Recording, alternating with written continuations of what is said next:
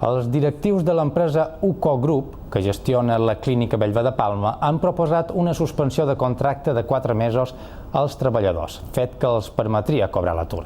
Es tracta d'una mesura provisional mentre es decideix si presenta o no un concurs de creditors. La negociació comença avui i durarà 15 dies.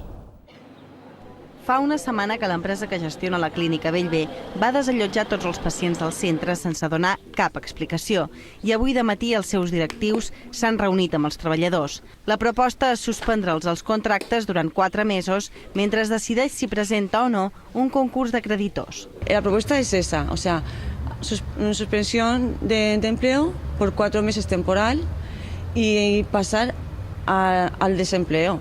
Passadissos buits de pacients, reunions a la cafeteria i, sobretot, cares de preocupació. Aquest és l'ambient que es respirava avui a la clínica Bellver. Els 200 treballadors fa 5 mesos que no cobren, però han de seguir acudint al centre. A pesar de que ahora sí que es verdad que ya todo esto es de gratis, porque no vamos a cobrar a partir de ahora ni un duro de todo esto, no podemos abandonar nuestro puesto de trabajo.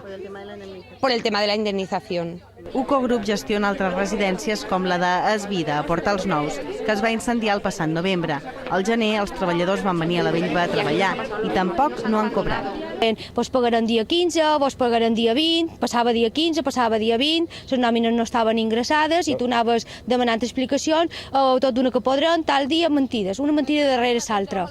Empresa i treballadors han acordat un termini de 15 dies per negociar la proposta de la suspensió de contractes.